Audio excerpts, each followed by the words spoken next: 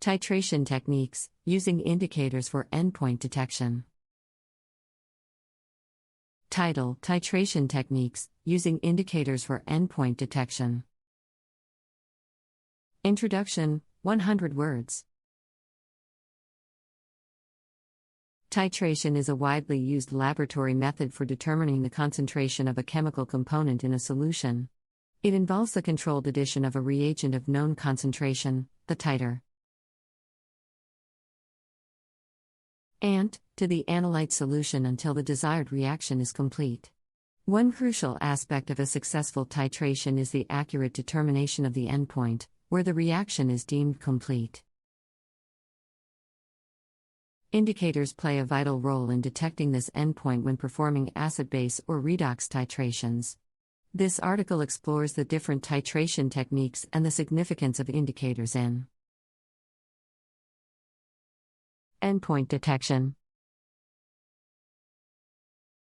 Basics of titration, 200 words.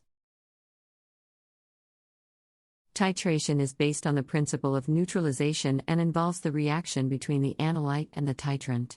In the case of acid-base titration, a strong acid reacts with a strong base, or vice versa. Redox titration, on the other hand, involves the transfer of electrons between the analyte and the titrant. The key objective is to determine when the stoichiometric equivalence point is reached, where the amount of analyte and titrant are chemically equivalent. Endpoint detection, 200 words. The endpoint of a titration refers to the point in the titration process when the reaction is considered complete. This point is typically marked by a color change that occurs due to the addition of an indicator. An indicator is a substance that exhibits a distinct color change at or near the equivalence point of the reaction. It provides a visual signal to the analyst, indicating when the desired reaction has reached completion. Indicators in acid-base titrations, 400 words. In acid-base titrations, indicators play a critical role in detecting the endpoint. Different indicators possess varying pH ranges over which they undergo color changes. Phenolphthalein, for instance, turns pinkish at a pH above 8.2, making it suitable for strong base, strong acid titrations. On the other hand, methyl orange changes color between pH 3.1 and 4.4, making it appropriate for weak ACI. Strong base titrations. Universal indicators are mixtures of several indicators and can provide a range of colors over a wide pH range. They are useful for titrations where the exact pH of the equivalence point is unknown. The selection of an appropriate indicator is crucial to ensure accurate results. Incorrect choice of indicator or failure to observe the endpoint color change can lead to imprecise data and inaccurate conclusions. Indicators and redox titrations, 300 words. Redox, reduction oxidation, titrations use indicators differently compared to acid-base titrations.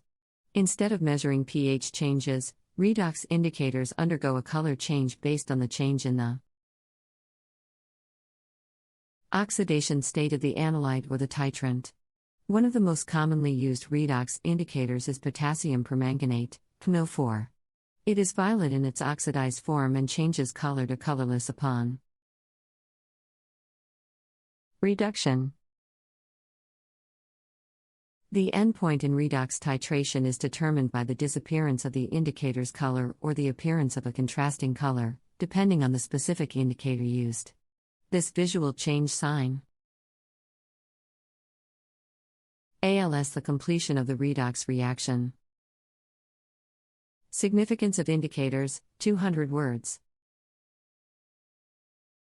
Indicators are crucial in titration techniques as they allow for the accurate detection of the endpoint.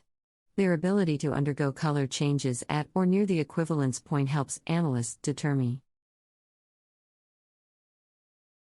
when the reaction has reached completion.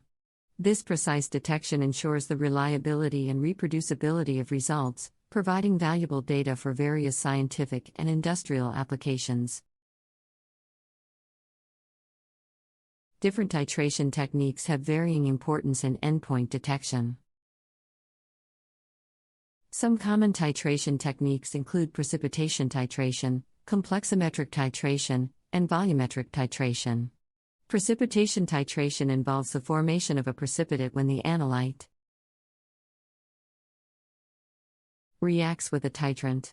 The endpoint in this type of titration is determined by the observation of the formation or disappearance of the precipitate. Complexometric titration utilizes the formation of a colored complex compound to detect the endpoint.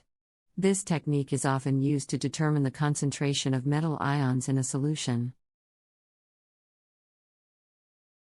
Volumetric titration involves measuring the volume of a solution required to react with the analyte in order to determine its concentration. This technique can be used in various types of titrations, such as acid-base and redox titrations. Different titration techniques have varying importance in endpoint detection. Some common titration techniques include precipitation titration, complexometric titration, and volumetric titration. Precipitation titration involves the formation of a precipitate when the analyte reacts with a titrant. The endpoint in this type of titration is determined by the observation of the formation or disappearance of the precipitate. Complexometric titration utilizes the formation of a colored complex compound to detect the endpoint. This technique is often used to determine the concentration of metal ions in a solution. Volumetric titration involves measuring the volume of a solution required to react with the analyte in order to determine its concentration. This technique can be used in various types of titrations, such as acid-base and redox titrations. Different titration techniques have varying importance in endpoint detection. Some common titration techniques include precipitation titration, complexometric titration, and volumetric titration.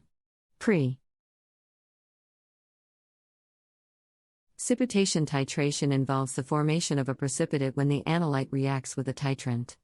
The endpoint in this type of titration is determined by the observation of the formation or disappearance